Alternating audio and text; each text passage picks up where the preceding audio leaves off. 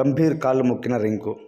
Friends, KKR ఈ సీజన్లో అద్భుతంగా పెర్ఫామ్ చేస్తుందన్నమాట. బ్యాటింగ్లోను, బౌలింగ్లోను, ఫీల్డింగ్లోను ఎక్సలెంట్ అని చెప్పుకోవచ్చు. సో 2014లో గౌతమ్ గంభీర్ ఆధ్వర్యంలో కెప్టెన్సీలో ఫస్ట్ టైం అంటే సెకండ్ టైం వాళ్ళైతే టైటిల్ అయితే గెలిచారనమాట. దాని తర్వాత మళ్ళీ ఇప్పుడు 2024లో గౌతమ్ గంభీర్ మెంటర్గా వచ్చారు. ఈసారి అద్భుతంగా తన టీంని నడిపించాడు ముందునే అని చెప్పుకోవచ్చు. మొత్తం credit 60% of the credit Gautam గంభీర్కి ఇవ్వచ్చు అని అయితే నాకు అనిపించింది.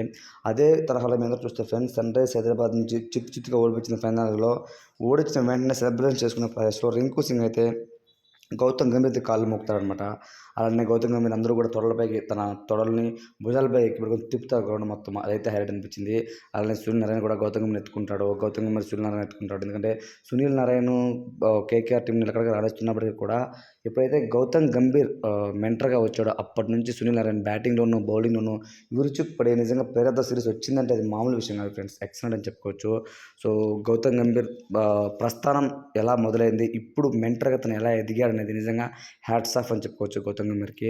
అంత మంచిగా తనైతే ఎదిగాడని చెప్పొచ్చు.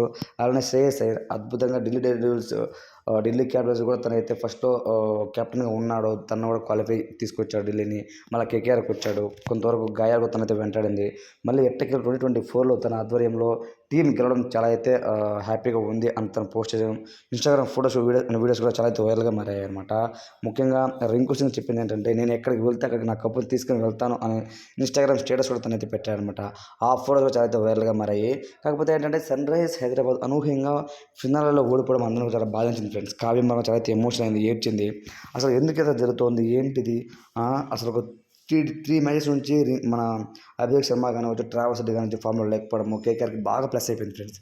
సో కాబట్టి సన్ రైజ్ హైదరాబాద్ టీంలో ఒక తప్పు ఏదైనా ఉందా అంటే అది మార్క్రమ్ ప్లేస్లో గ్లెన్ ఫిలిప్స్ కానీ ఆడిచ్చిన ఉంటే కొంతవరకు బాగుండేది అని ఫ్యాన్స్ కూడా కోరుకుంటున్నారు. సో ఓవరాల్గా చెప్పాలంటే కేకేఆర్ అయితే చిత్తుగా ఓడించింది సన్ రైజ్కి. ది సైలెన్సర్ అని పేరు కాంచుకున్న ప్యాట్ కమిన్స్ని సైలెన్స్ చేశాడు గౌతమ్ గంభీర్. అలానే శ్రేయస్ అయ్యర్ అని చెప్పుకోవచ్చు. ఓవరాల్గా ఈ వీడియోపై మీ ఒపీనియన్ అన్నది కామెంట్ తెలియజేయండి. Thanks for watching.